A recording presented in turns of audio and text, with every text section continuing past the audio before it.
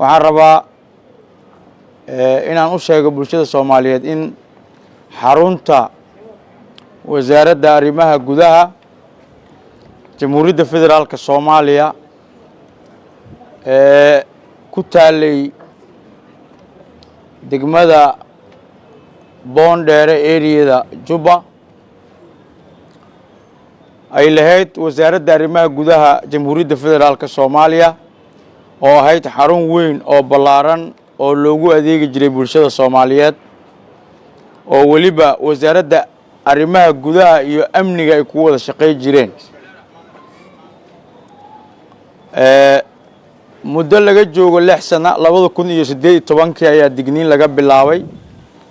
oo la siiyay digniimo ilaa hadda ay soo socotay digniintii ugu dambeysay maanta ku ekeed oo ah in la baneeyo wasaaradda arrimaha gudaha Jamhuuriyadda Federaalka Soomaaliya waxaan rabaa inaan halkan uga mahad celiyo bulshada Soomaaliyeed gaar ahaan odayaasha dhalinyarada haweenka muddada ku soo noolaa wasaaradda arrimaha gudaha gudaheedii ku ilma korsaday balse gartay maanta in baahideedii ay taagan tahay dawladana ay u baahan tahay goob ay ku shaqeysa ayagoo garowsan baahida ay dawladdu qabtana ogolaaday inay goobtii baneeyaan waxaan leeyahay waa ku mahadsantiin qof walbo Soomaali ahna waxa la rabaa inuu ku daysado bulshadaas in la baneeyo xarun dawlo oo bulsho loogu adeegaya waxay u baahan tahay xanaano sababtoo ah waxay ku fiican tahay in adeegii bulshada ugu baahaneed loogu qabto waxaan rabaa odayaasha indhergaradka dhalinyarada iyo cid walba oo ka qayb qaadatay in xaruntaasi lagu soo celiyo gacanta dawladda oo insha Allah wasaaradda arrimaha gudaha dhismo degdeg ay ka bilaabayso mashruuca lagu dhisayana muddo dhowr 10 sano ku dhowba uu yaalo mashruuceedii ay waxay ku mashruuc ahayd wasaaradda arrimaha dibadda iyo qorsheynta iyo wasaaradda hidaayada tacliinta sare projectigaas lacagtiisa muddadaas taalay ayaana hadda bilaabanaya laakiin waxaan rabaa kaliya aan u soo istaagay halkan inaan bogaadiyo u mahadnaqo bulshada degneed wasaaradda arrimaha gudaha oo muddo dhowr iyo 10 sano muddo dhowr iyo 20 sano ku nooleed balse garatay hadda in qarankana uu baaxadii intii ka sii weynaanayo bulshadana ay u baahan tahay adeeg intii la ogaa in ka ballaaran marka waxaan ugu bishaareynaa bulshada Soomaaliyeed laga bilaabo maanta xaruntii wasaaradda arrimaha gudaha Jamhuuriyadda Federaalka Soomaaliya xarunteedii rasmiga ahayd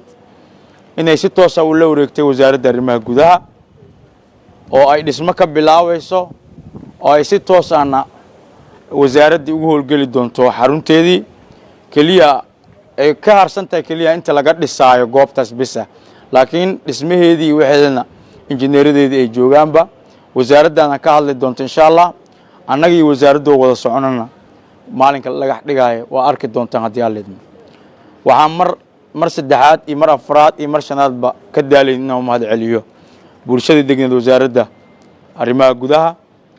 oo si qayl la'aan ah buuq la'aan ah oo ay ku dheehan tahay wadaniyad iyo niyad sami iyo kala gacal uga guuray gartayna inay tahay xaruntan xarun Soomaali weyn ay ka dhaxayso dadka gaarka degnaana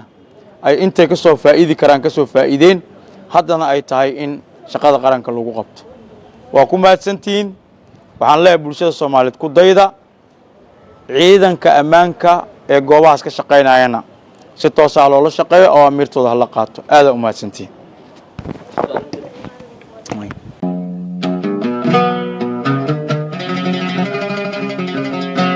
kusoo dhawow abka xiisaha badan ee qanciye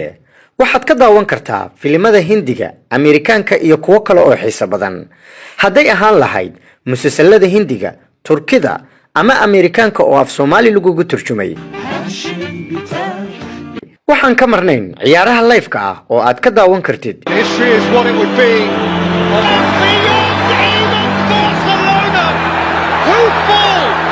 iyo weliba tiifiyada Soomaalida dhammaantood.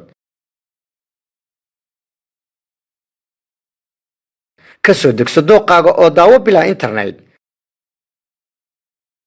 rukumo bil ama in ka badan oo hel adeegyadeena. caawin 24 saac 7 maalin ah. degso muuqaalka aad ka heshid. HD ku daawo dhammaan aflaanta iyo ciyaaraha. waxaad ku daawan kartaa laptopkaaga, mobilkaaga iyo weliba adigoo ku xiriirsan kara TV-gaaga. haddaba ha moogaan qanciyaha bulshada oo booqo Play Store-ka kuna qor qanciye. qanciye aniga way qanciyay, adiguna ma ku qanciyay.